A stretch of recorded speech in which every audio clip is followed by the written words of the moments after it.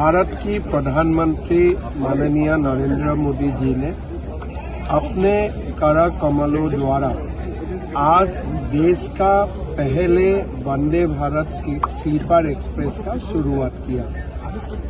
असम के लिए ये बहुत ही गौरव की बात है कि पहला जो वंदे भारत स्लीपर एक्सप्रेस देश में आज से शुरू हुआ, ये कोलकाता और गुवाहाटी का बीच में ही चलेगा।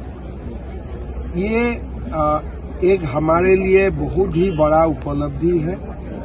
ऐसे तो देखा जाए, ऐसे बड़ा जो लॉन्च होते हैं मेट्रोस का बीच में लॉन्च होते हैं और धीरे धीरे गुवाहाटी तक आते हैं, लेकिन प्रधानमंत्री जी का जो सपना है act east, north east is priority for him, ये आज और एक बार उन्होंने दर्शाते हुए वंदे भारत स्लीपर एक्सप्रेस गुवाहाटी से शुरुआत किया, कोलकाता गुवाहाटी का बीच में शुरुआत किया।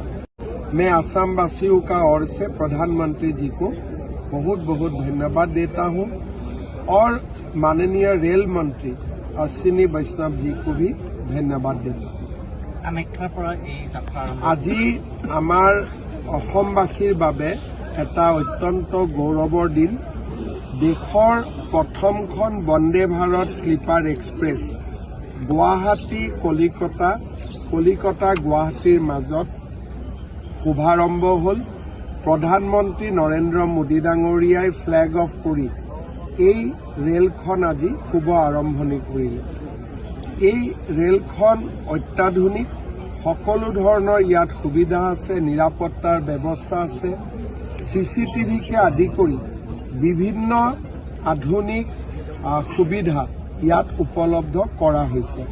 কেটাৰিং অত্যন্ত উচ্চ মানৰ আৰু ইয়াত কবচ, যিটো ইণ্ডিয়ান ৰেলৱেৰ এক্সিডেণ্ট এভইড কৰাৰ কাৰণে যিটো ইকুইপমেণ্ট, কবচো ইয়াত সন্নিৱিষ্ট কৰা হৈছে।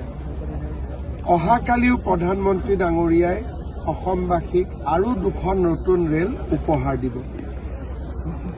সাধাৰণতে এনেকুৱা ৰেল মেট্ৰৰ ভিতৰতে দিল্লী মুম্বাই বা দিল্লী কলকাতাৰ মাজত প্ৰথম আৰম্ভণি হয়, লাহে লাহে গুৱাহাটী বা অসমলৈ আহে।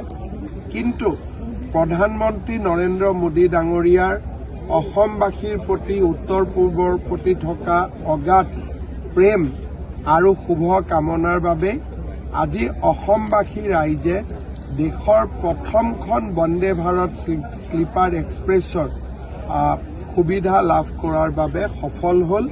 মই প্ৰধানমন্ত্ৰী ডাঙৰীয়াক পুনৰ এবাৰ ধন্যবাদ জনাইছোঁ। গুৱাহাটী আৰু কলিকতাৰ মাজত এতিয়া ৰেলৰ ডিষ্টেঞ্চ মাত্ৰ 14 ঘণ্টাৰ হ'ব বন্দে ভাৰত স্লিপাৰ এক্সপ্ৰেছেদি। মই আমাৰ ৰেল মন্ত্ৰী অশ্বিনী বৈষ্ণৱ ডাঙৰীয়াকো ধন্যবাদ জনাইছোঁ।